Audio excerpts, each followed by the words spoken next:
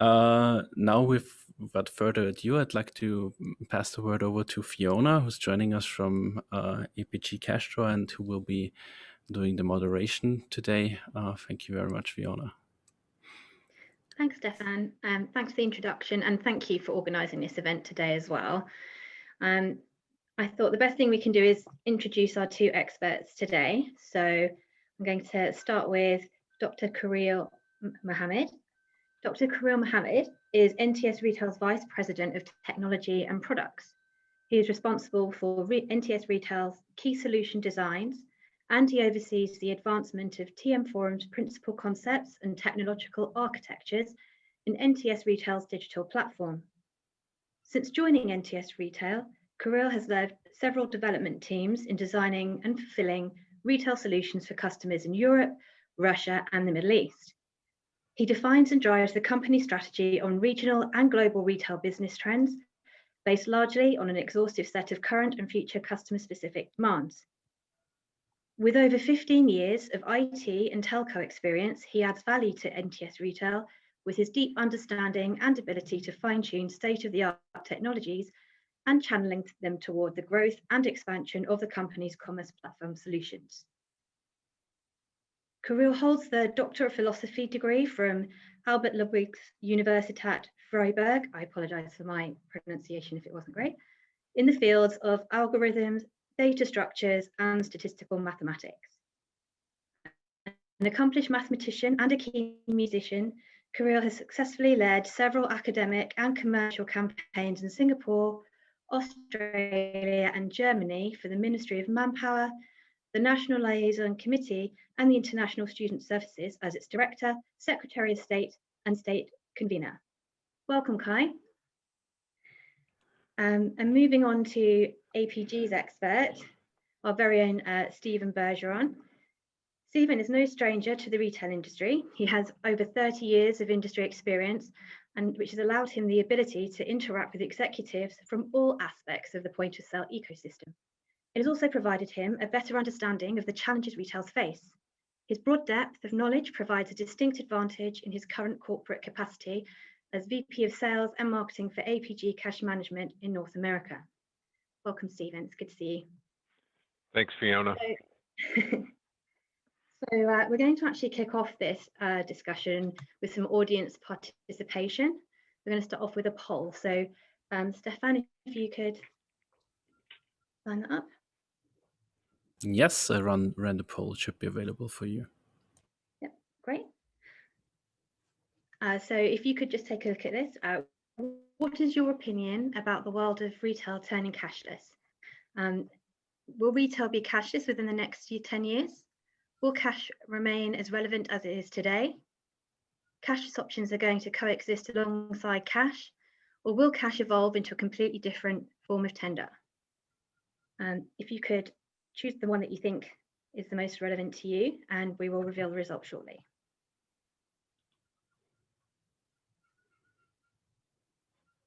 Okay. Great. So if you guys are ready, do you want to kick off with the first question? Yes. Sure. Yeah. Sure. Yeah, and we can have a look at the results in a moment. Okay, so Stephen, if I start with you, Sure. The first question that we've got for you, what differences are there in the handling and acceptance of cash across different regions? And how do these differences play out in daily operations? I think, the answer I have today is totally different than it probably would have been 13, 14 months ago. I think COVID has changed how we view cash from, we were talking a little bit earlier, from human interaction to human contact. And though cash is still prevalent in the United States and in Europe, we are seeing some level of decrease in the use of cash, whether it's going to contactless or e-payments, credit, debit, all of that is moving forward. But we still are seeing within the government, and this is a global statement right now, within the United States, there are bills being passed to protect cash in select areas, select cities and states are mandating that cash not be removed as a form of tender because of the large number of unbanked in the United States. I know in Belgium and France and Germany, there's a lot of initiatives to keep cash relevant. So what really happens is how do we manage the cash, because it's still engaging here. Last year in the March timeframe when we were over at Eurosys in Germany, we saw a little box on a lot of countertops where people put money in, and the box was taken control over by the cashier. The money was taken out, and then the change was put back in the box and slid back over. So you didn't have that human contact with the potential of spreading germs back and forth. And we're starting to see trends like that come over into the United States. So yes, you have a cashier. Yes, you have a screen in front of the cashier in many places, a sneeze guard, whatever. But the human contact with cash is now, there's some form of intermediate transition. So a little tray, something along those lines. But we're still seeing cash coming along down the pike. Okay, great. And Kai, has that been your experience as well? That's the same thing too. So indeed, the the physical store model is changing, like what Stephen has just mentioned. Telcos not only have to compete with online shopping initiatives like Amazon's Prime Day, but when most consumers do go into the store to complete that last mile of their purchase, they continue using cash from time to time, and I think it is the default payment method that is always there and one can be sure of.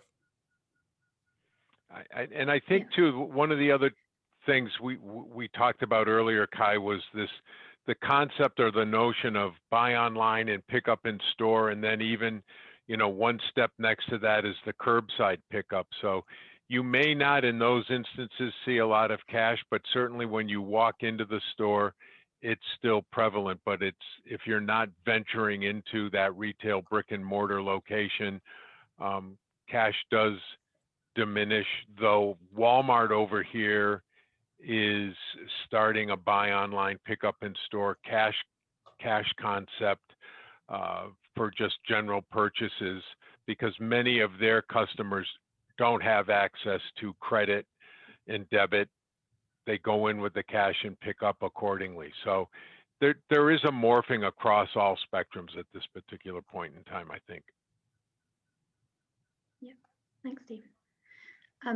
Kai, retail is uniquely different around the world, even in a relatively homogenous industry like telco.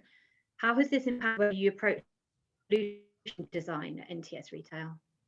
That's a good question. So one has to know this. So NTS has been serving the telco and retail-related markets, both in the commercial and government sectors, for over 20 years now. Now, we've seen multiple variants of our customers' retail models, in the various regions of the world that they operate. And we have also seen how most of these variants had evolved over the years to their present state of operations. We have quite reliable track records with them. And with that, they have sort of enabled us to be part of many of their digital transformation journeys, from the conceptualization phases all the way up to the development, to the deployment and the delivery of our solutions at their premises. Now, a few of these experiences I would like to share and address with you in this session over the next couple of minutes together with Stephen. I think you can expect some common points as we elaborate our contextual perspectives. Mm-hmm. But to get to how this historical precedent has impacted our solution designs for this modern day and age, perhaps let me first give you a brief overview of our core business principles. So NTS is primarily a software company here, and we provide solutions targeted towards and leading up to the point of sale, uniting the omni-channel order transaction at the point of sale, and then handling what happens to the orders after the point of sale, in terms of transaction bookings, inventory fulfillment, finance reports, etc. So we are usually engaged to enable the customer journey experiences, whether it be in the telco's flagship store, like what Stephen said, that this brick and mortar, like in the middle of the Dubai Mall, or coordinating this click and collect requirements so that the end customers can remotely access their orders comfortably at home, and later pick up their products at the convenient time and location of their choice. So NTS solutions are in the heart of these customer journeys, if you like, payment at the point of sale. And executing payment transactions are usually seen as something that is simple and straightforward. You know, like if you purchase something and then you put it to the cashier, you just want to give your payments quickly and move forward. So, but I can assure you right now that from the perspectives of our telco companies, this is not as straightforward as one would think. Because behind the payment transaction execution itself is a complex web of frameworks and workflows involving multiple systems and finance institutions, each following a unique set of rules that can be coordinated harmoniously, that needs to be coordinated harmoniously together at this point of sale. And if you fail to do that, there are consequences which lead up to legal implications, and such things we want to avoid at all costs. Now, that being said, NTS has been in the business long enough that we're able to make it look flawless and easy, such that executing payment transactions are seen in our solutions as something that is simple and straightforward. Um, uh, Payment transactions involve means of payments, or sometimes we call it payment types. And cash of various currencies is a clear example. So others means of payments that we deal with involve things like check, credit cards, debit cards, vouchers, Apple Pay, Samsung Pay, digital wallets, PayPal, and even the loyalty points of our customers. They use it as some sort of currency as part of the redemption process during the point of sale. Now, the number of means of payments made available by our customers at their point of sales determines how serious they are in reaching out to the range of demographic of the end customers in order to get to their business. Now, I can give you an example. Like we had some engagements in Cambodia. They have so many means of payment types, like to name a few. This is Smart Louis, Smart Pay, and there's Pi Pay and Grab Pay even, and a string of others. This merging a few of these becomes quite inevitable, and we've seen this happening. And because of this, we note that the commercial teams, the business teams, and their finance teams usually are very cautious in not simply following payment just simply spring up overnight and die out over the year. And even if they do, they always leave the safe default option to be available, and that is the cash. So for us, we see this as a fundamental part of the customer journey to be able to make payments, especially the default thing that still lies in cash. And it is also a fundamental part of our extensive cash day and cash drawer management functionalities that we offer in our products. Perhaps later on, I'll explain a bit more of these processes. Great, thank you. You know, Right. as Kai was going down the list of the different payment formats, and I think that holds true here in the States as well as it does, you know, in Europe. And when we sit down with other ISVs and resellers, it's that methodical approach to how do people trade in today's world. And there are some nuances with telco because you do have the month in and month out payments. Maybe you're doing a prepaid card, and depending on the socioeconomics of that person, the payment is going to change. So you might have successful professionals going in and you just have a credit card on file and your credit card bill goes right to that, or it deducts from your payment account, from your checking account or whatever. But if you're a kid, you're going in to pay for cash. You're gonna regen your card and pay as you go with that. Even some of the elderly, they're using, you know, cash as a budgeting function, not just a payment function. But if they put it on credit, they may not have that at the end of the month, so they just go forward and pay with cash as a budgeting feature. Which spins back to us. Yes, we're a hardware manufacturer, but there are certain aspects of our products that actually require integration with you guys because of the software ramifications. You know, earlier we were talking about tablets becoming more and more the processor of choice when we get into the retail store. So that's easy. I can swipe a credit card down the side of my tablet or whatever. But if somebody comes in to pay with cash, now what do I do with my tablet? There isn't a dongle off the back of the tablet to approach the cash drawer. So how do we get that without opening a whole bunch of security issues? So now we have to be in communication through IP or through USB. You know, the good news is once you get on the network, you can pop the drawer anywhere you want. Okay, that's great, but I'm on the opposite side of the store. Is it really a good thing so that the drawer pops as soon as I say tender? No, you want to go and be in proximity of the drawer, take control of the drawer, and then open it when you're there so you can put the cash right in. So that interaction still requires the hardware manufacturer closely working with the software supplier.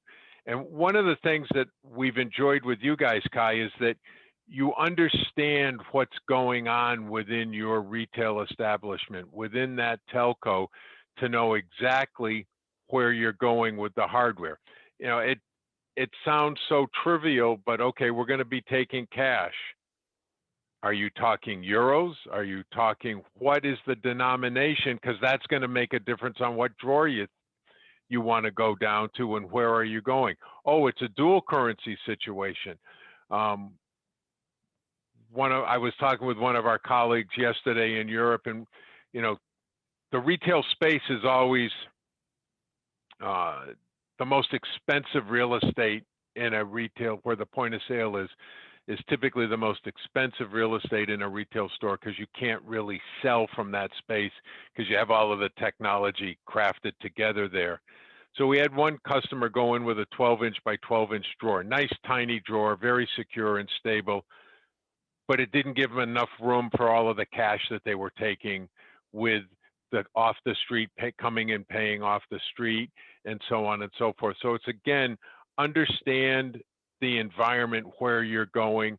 How are you going to talk to it with a tablet? Are you going to give receipts? Are you doing a wide carriage? So it's that whole integration with what does my payment look like, but just as important, if not more importantly, what is the operational flow of that transaction as we go down the path? And I think just thinking of it as a plain point of sale transaction, we short the customer. We have to look at it homogeneously throughout the entire transaction to understand what is the role of point of sale in this particular environment. And I think when we do that, a lot of the pieces start to fall together. It's very different, for sure.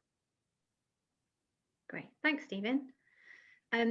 Well, talking about the management of cash, we've just got our poll results in for how people feel cash will fit in the future of retail. Stefan, could you reveal those, please? Sure, the results should be visible right now. Great, thank you.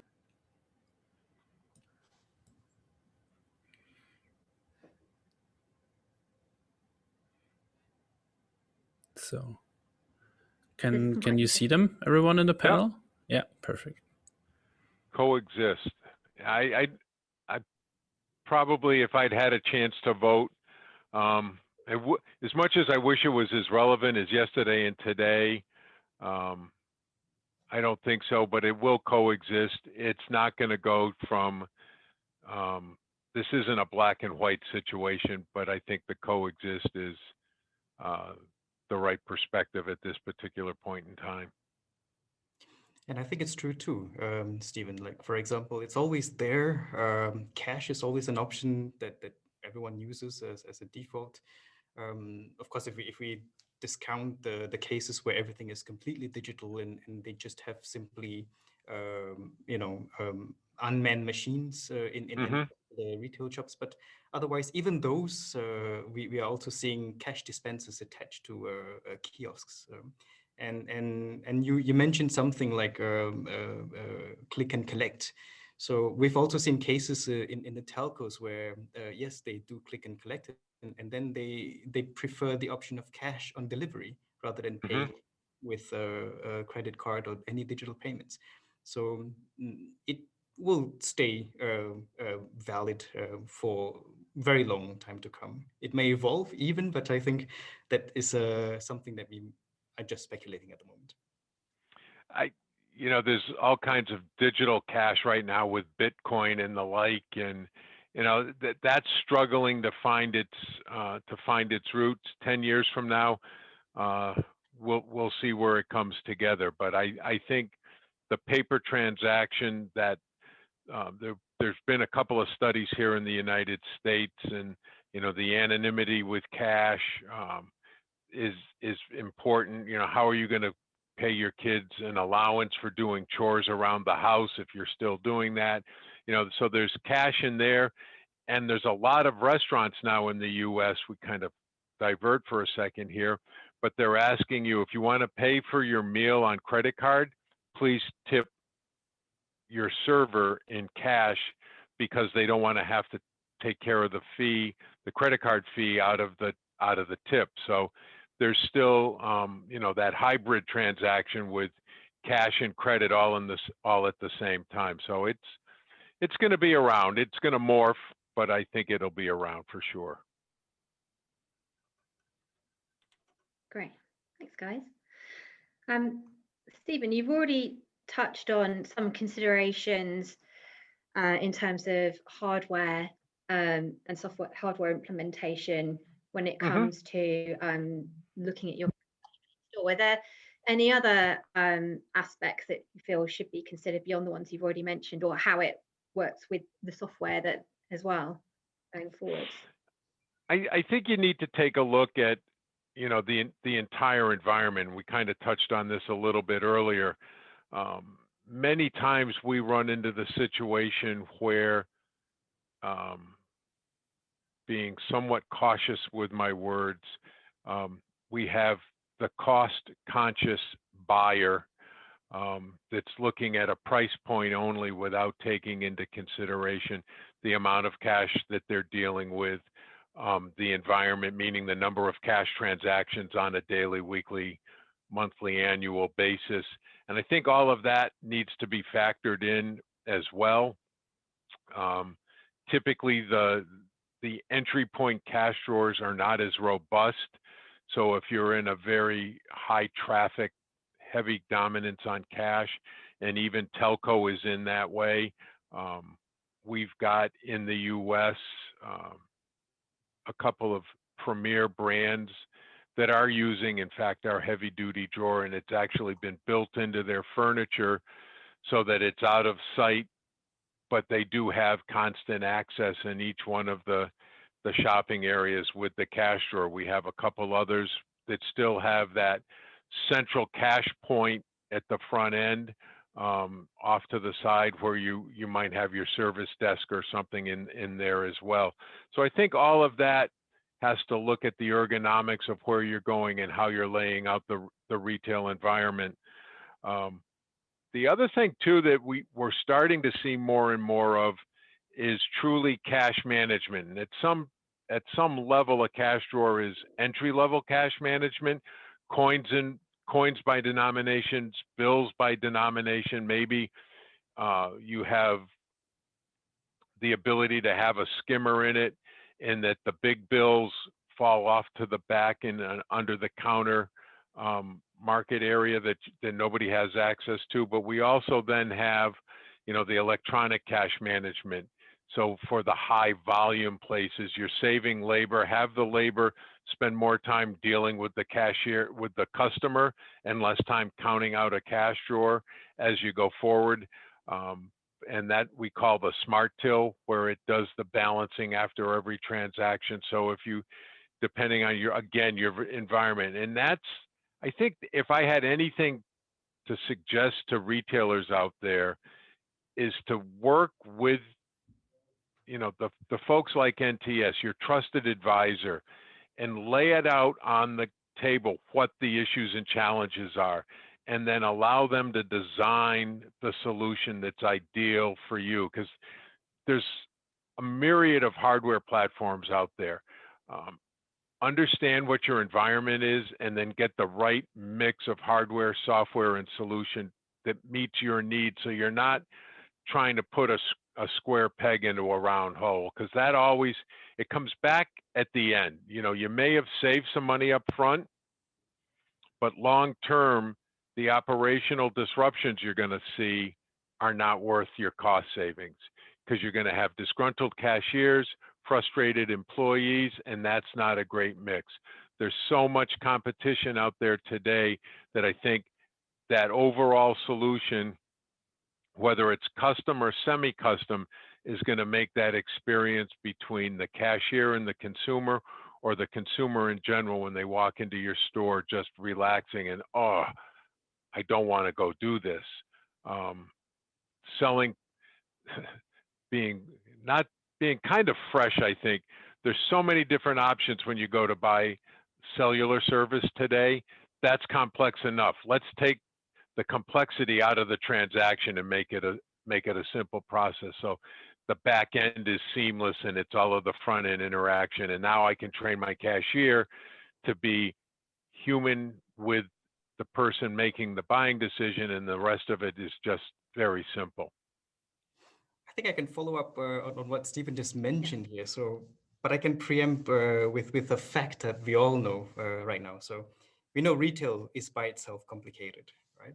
And the ever-changing customer experience, customer expectations are shaping the business of retail. And the technologies themselves are also ever-changing, making it difficult to stay ahead of, let alone being competitive with it. And I'm referring to both the underlying technologies as well as the overbearing ones. But for us at NTS, and I think Stephen also agrees with this because he has a lot of clients who are in the telecom business, because telecom retail itself is especially complicated. Mm-hmm. And I think the best way to do this is that maybe I can try to address this from the technical and technological point of views, and see if I can merge with the APG hardware when it comes to the cash drawer and cash registers in the sense. So there are, I think we have to start first on how the whole setup is. And you did lay the grounds earlier in your opening, Stephen. So I think this makes sense if I were to quickly mention this a bit. So if we compare the retail networks now in the 2020s, versus the retail networks back in 2000s, we will find that telcos are favoring and moving aggressively towards this best of breed solution models to cater to the business operational landscape environment. This is as opposed to a few years ago, we have a single legacy system that does all the processing. Like it does the identification of the customer, retrieving their purchase history, and then recommending them the products that are on offer, to capturing and processing the payment, and then orchestrating the order and the stock inventories. If you like, that the trend has moved from this solitary, closed, monolithic systems at the turn of the century to opening up and diversification and modularization, maybe it's a better word, of the system landscape in the modern era. This opening out of the functional dissection of retail features has given way to more prominent and specialized system components to take center stages. So there are now dedicated systems like the CRM or the order management, or the product catalog, or the CPQ, or ERP, or the payment gateways. The list goes on. And all these systems are expected to operate harmoniously and in tandem with each other. So when they're hosted on the premise and the customer's infrastructure, or on the cloud server, or a hybrid of both, they all need to talk to each other via some well-defined service-oriented communications. You preempted earlier that if everyone's on tablet, how do we get access to that cash drawer if that cash drawer is not actually on the infrastructure connected to the network? So these things are key questions to be addressed. So when we talk of retail hardware, at least for the NTS side, we specifically refer to the peripherals that enable and facilitate the retail transaction process, usually at or leading up to that point of sale. So what comes to mind are things like the EFT card payment devices, the special thermal receipt printers, the network printers, the biometric scanners nowadays, barcode readers, and of course the cash drawer itself. And I think APG here is a wonderful, really state-of-the-art solution where when one talks about the cash drawer and connected to the ecosystem inside the retail store. Now at NTS, we have invested in our NTS Commerce platform to include the operational scope of hardware station concept, as well as the corresponding functionalities to support hardware on demand. Now, these are modules in our backend technology stack that collectively deal with a set of certified PCI compliant hardware, if you like. And we treat them as resources to be shared within a well-defined operational environment, and queuing up the resources in a controlled order when necessary, and then making the resources available in categorical groups. So for example, we have let's say hardware station 1, and hardware station 1 is made up of an EFT device, a printer, and a cash drawer. And then hardware station 2 is defined with an EFT device and a printer only. So, and there can be many sales agents in the stores, not really related to or stuck to a single hardware, but they share it. So, and this is very important. So to have this open store concept where everything is moving around, and especially in this COVID situations, you just want to make sure that you don't want to head to the cash drawer when too many people are in that area. And the setup requires a lot of things, and it has been proven to be rather popular for us for this kind of setups, because it contributes to enhancing some security practices too. So we have some soft prerequisites for this setup. So the retail hardware peripherals like the cash drawer and everything are network enabled, and that they exist in a well-defined service driver for each peripheral device driver, and the peripherals can be reached at the dedicated IP address, which is secure, and no one else should be able to access this. Of course, there are several workarounds if any of these prerequisites cannot be met, but I digress. In any case, our goal at NTS with the commerce platform is to make sure that the hardware setup is easy for the sales agent in the stores to operate and use, just as easily as they would issue commands from their point of sale software application. So they may be standing quite close proximity to the cash drawer, and then when it's time to collect the cash, that button will be authenticated, verified through the entire network of infrastructure before that cash drawer opens its contents to be used. So these are the way it does with the setup. It does not disrupt the throughput of the sales revenue collection process. And these would be one of our key recommendations if we want to go this way. And we know that like you said, Stephen, the hardware as well as the software has to come and to be hand in hand to make the whole thing work. And it works like magic when we get it right. Absolutely. One of the things you just talked about, and we see it as a trending all over the place, is where it used to be a one-to-one relationship with a point of sale terminal and a cash drawer and a printer and a processor and a scanner and all of that. It's now, we're seeing more and more one-to-many configurations where it might be one cash drawer serving 3 or 4 cashiers at the same time, which then leads into a whole different set of conditions that we have to manage against, and that's fraud, it's loss prevention, and how do you do that? And there's really a couple of ways that we approach it, in that if you're using a wireless drawer, and you just talked about it, you enable a drawer to be used because you're in proximity and you're ready to go.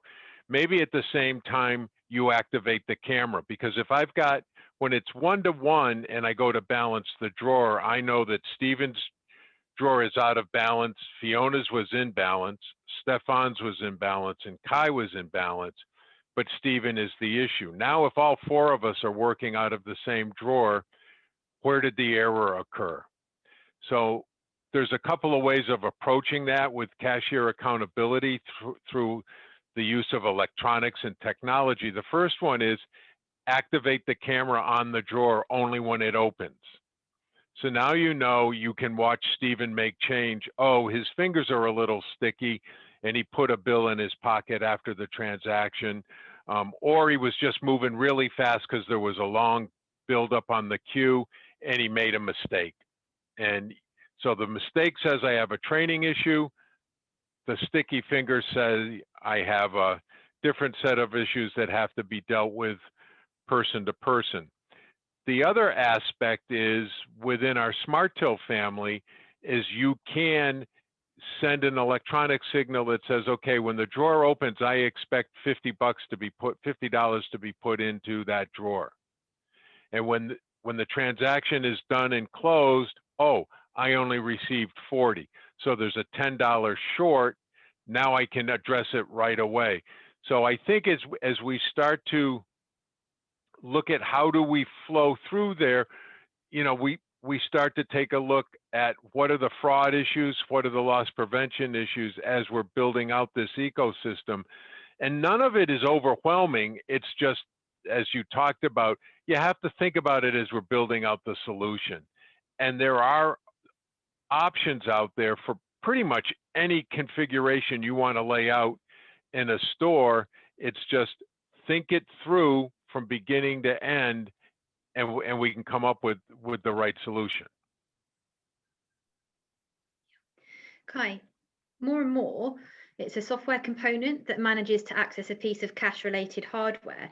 How are you addressing security concerns from a software perspective?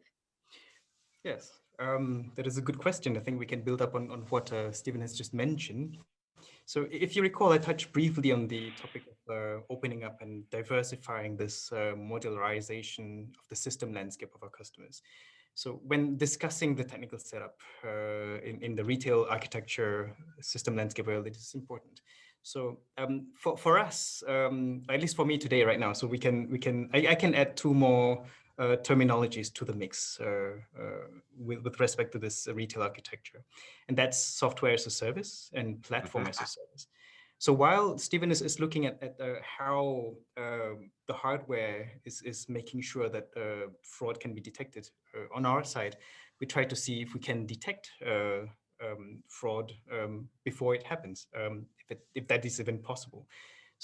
So loosely speaking, as the awareness to move towards this service-oriented architecture becomes inherently apparent, our customers are now expecting also to be provided with the APIs for everything. So the way we are approaching things is through these APIs, and APIs, well, it can be something mundane, like get me the transaction record of this order ID XYZ, which is normally a prelude step to initiating a reverse transaction.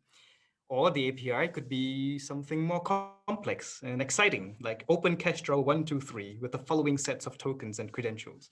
Now, it's a nightmare if you were to look at it on the backend side. So imagine issuing such a command from the sales agent's mobile tablet, right? And it is like 20 meters away from, maybe 20 meters is an exaggeration, maybe it's 10 meters away from the cash drawer. So what happens literally in the backend is that this command gets sent, authenticated, routed through the data center servers and load balancers and whatnot. And then it's verified through various algorithms and procedures, and then ending up back at the shop's secure infrastructure network, which then triggers the correct cash register hardware to open its drawers. All this works like magic, like I said previously, and in the blink of an eye too. And this procedure is significantly demanding due to the number of processes, systems, hardware, and infrastructures involved. But here at NTS, we're able to execute it relatively to the point and with a very high level of control when it is done within the operational jurisdiction of our NTS commerce platform. We have built our solutions on such a way that it is built on a bedrock of security protocols. These are mostly common and standard practices involving a series of verifications, checks, and token authentications. And the rest are proprietary, of course, and which I'm not at liberty to discuss today. But with this in place, we can sort of deter fraudulent anomalies before they happen. So if the system warnings are ignored, then we can rely on our accurate logging and monitoring mechanisms. So if we combine this with what Stefan was saying, I was reading a book about shortly before Christmas. There's the author is Barnabas Mugica. He comes from South Africa. And it was written about 2012. Interestingly, the book's title is, let me see if I can get this right, The Cunning Accountant Fraud Case Study, how to stop telecom fraud in franchises. Very interesting. So what he meant was, while yes, you can have all these hardware monitoring devices around and activated when the cash drawer is open, but you just can't get around frauds of human cunning at cheating. This is according to him, and I thought it was interesting. So there will always be cases where we can't really stop the fraud from happening, but we know it. But we should be able to know when it happened, and this is, I think, important. And so the way we build our systems is to be able to detect these anomalies. And if you pair it with what Stephen has just mentioned, it becomes a bit much more formidable in a way.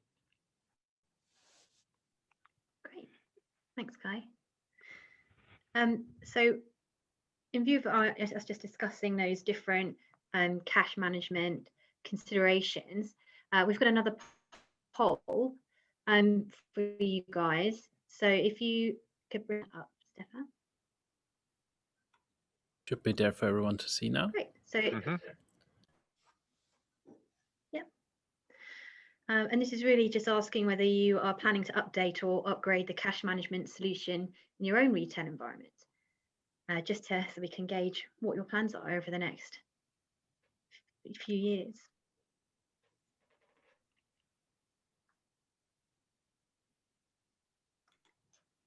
Okay.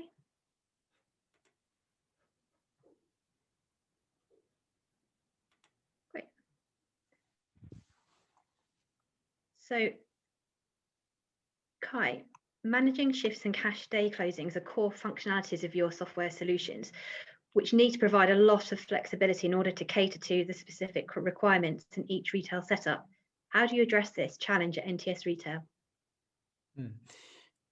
To answer this question, I think let me explain what shift handling and cash day closure means to our audience who may not be familiar with the terms in the context of our webinar today. So in any retail shop, at the start of the business day, employees manning that the sales counters would log in to start their shift.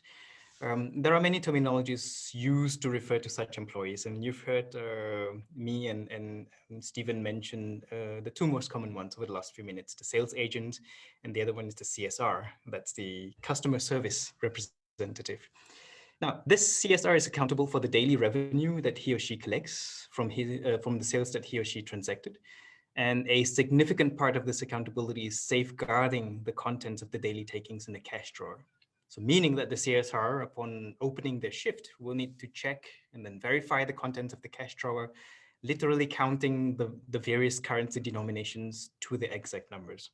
So you've heard what Stephen was saying with the new technology that they have. So which I thought is remarkable. You can simply lay down a cash denomination, and there are sensors to tell you what that value of the currency is. So at the end of the CSR's shifts, the same thing needs to happen too. So before the CSR either hands over the shift or closes the shop. Now the latter has a more detailed number of steps in the process and sometimes involves the supervisor as well. We've already talked about, we tried to address how we can reduce fraud in these areas, and this is where the supervisors usually comes in.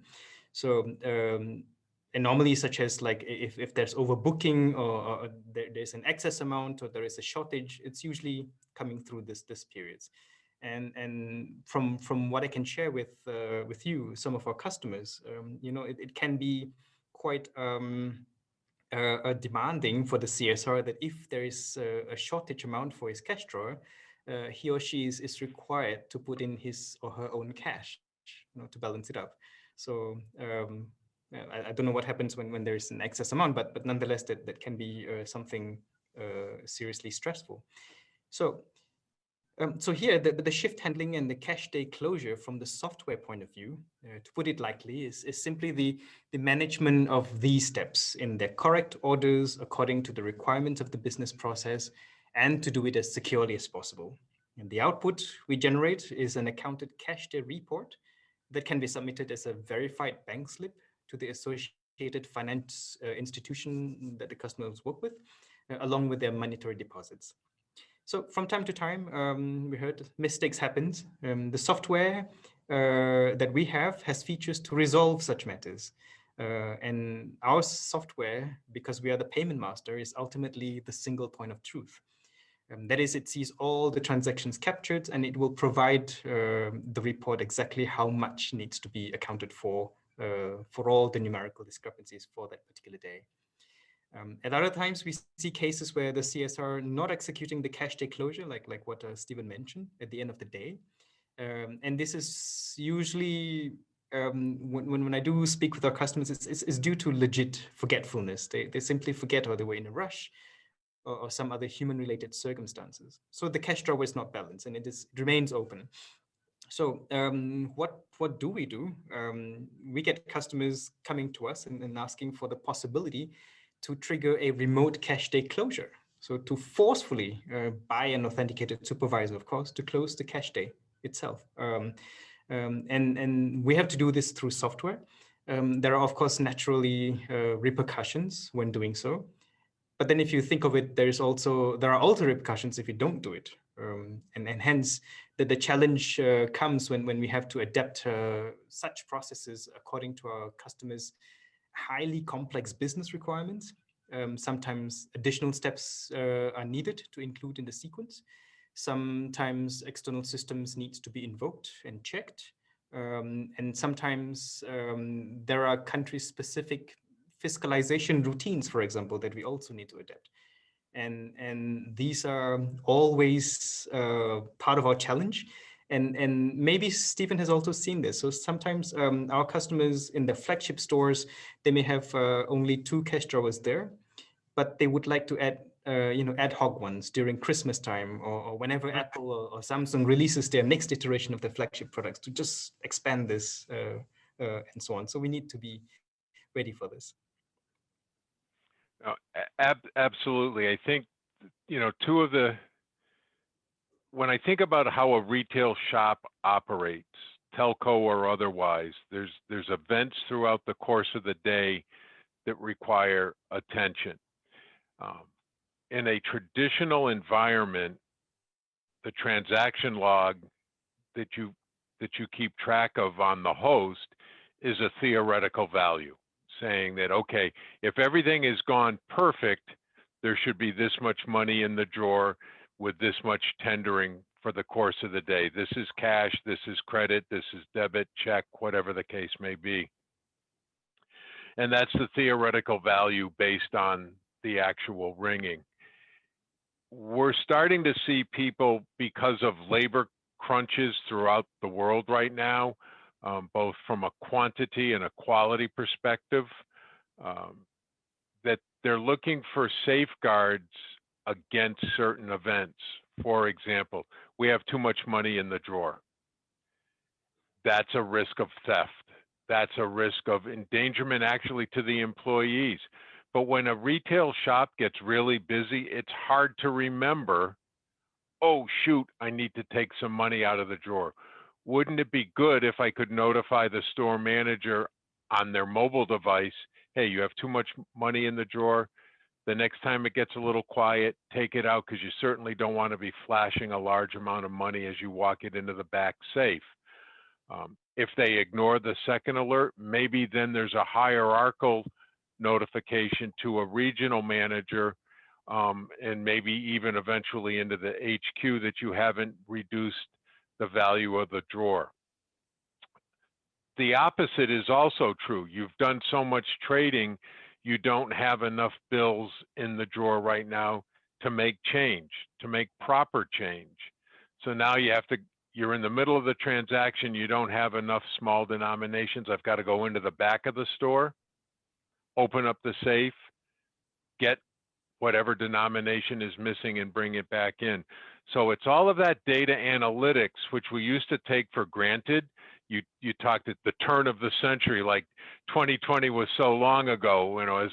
As a young kid, I worked in a couple of retail shops, and we just, we knew how to get around with that. We put a bag of singles, quarters, and underneath the point of sale terminal in the bottom of the drawer, waiting just in case I needed ones I didn't have to go into the back. Well, in today's day and age, that's not really secure, and that's not a good way of managing your business. So how do we use the technologies that are out there? And I thought, your description of the analytics, of the algorithms to protect everything, how do we do that in such a way that it's a seamless transaction, and it doesn't become a burden on the retail store or the shoppers? It's a brave new world that we're living in today, and how do we keep moving forward and let technology work for us instead of sit there scratching our heads and say, okay, I don't have enough man hours to manage the store. What can I do? Where do I spend the most of my time, and what can be automated? And it's not just with cash handling. There's a whole bunch of other aspects, whether it's inventory control, back-end balancing, shift balances, the whole bit. That's when I think you take a holistic view of how am I running my store, how am I running my operation, and where am I labor intensive, and how do I fix those problems? It's actually really fun. It's a lot, buy some hardware, plug it in, and off you go. This is fun. These are problem-solving conversations that are awesome. Love them.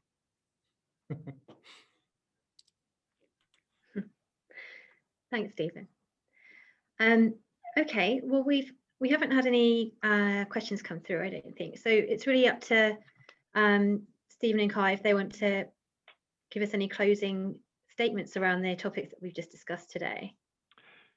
The one thing I just want to ask Kai a quick question on. One of the phenomenons we're seeing over here, particularly, and you just touched on it a few minutes ago, is particularly when Apple or Samsung, two of the big leaders, launch a new phone in the shopping malls that are still open, which are getting smaller and smaller in these days of COVID. We're starting to see kiosks open up in the middle of the mall just to handle that immediate rush for the new store, for the new release. And then when the release dies off and you're back to normal business, they shut down the pop-up and they go back into trading in the store alone. And that's in an attempt to beat the long lines that you see queuing up outside of the store, so that from a security and a COVID perspective, they're really limiting the number of people into a store at any one time. So are there other ways that you see people adapting to these pushes, not just in COVID, but for security purposes? So the way we've seen things happening is usually like, we've talked about the customer journey earlier, how things it's no longer just like, even click and collect. This is just simply one of those rudimentary ones as well. But nowadays they tend to merge a lot of things also in together. Omnichannel is just one word for it, but really how one can try to get access to the journey from anywhere. So when it comes to addressing such sales in this COVID pandemic, it's quite difficult to pin down certain things. And we see here, at least in Austria, the telcos are still open, but I can see also a line of people waiting outside the store, waiting to get in.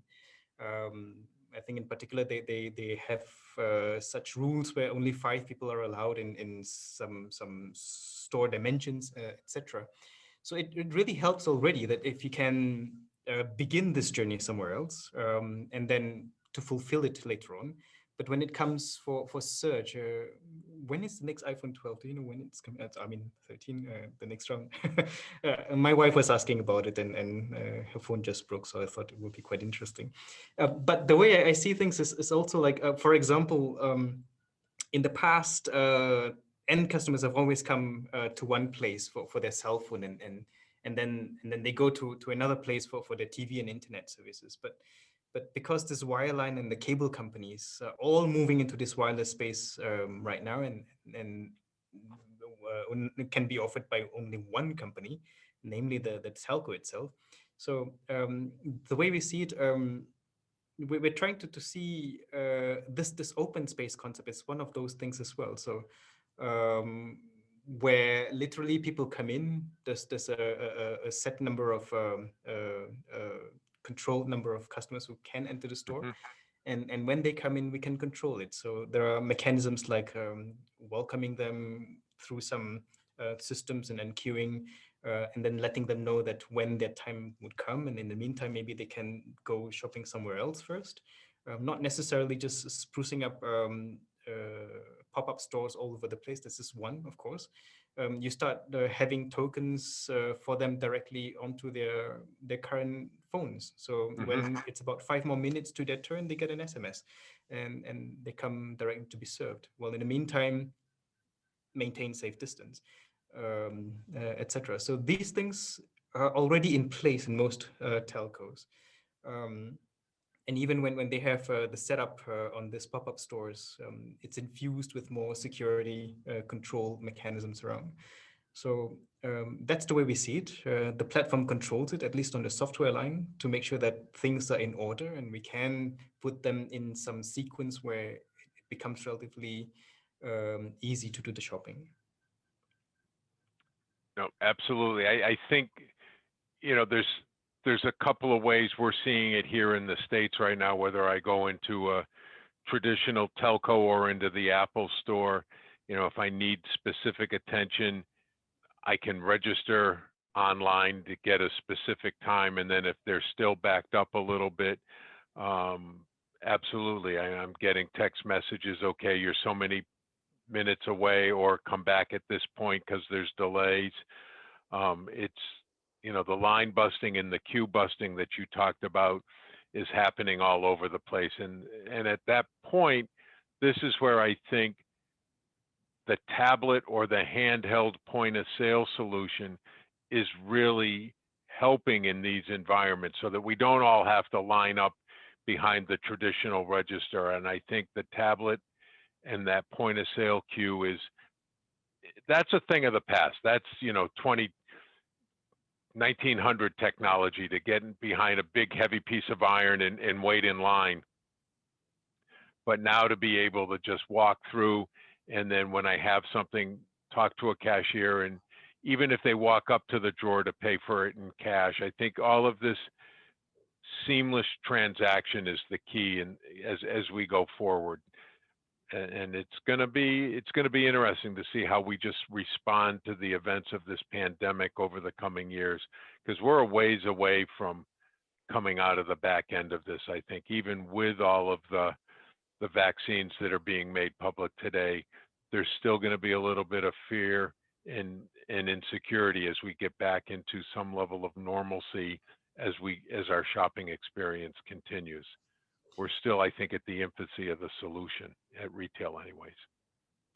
Yes, I hope so. Maybe I can just add one comment there, at least from my side, the way I see it as well. So indeed, allowing such things to happen for the customers to come into the stores, to be able to roam freely, not just the customers, but also now also with the sales agent, right? So they can engage with them on their tablets, upsell, cross-sell their products, take them to a nice corner and have coffee and engage with them. And literally, it's all part of the customer journey experience, enhancing the brand.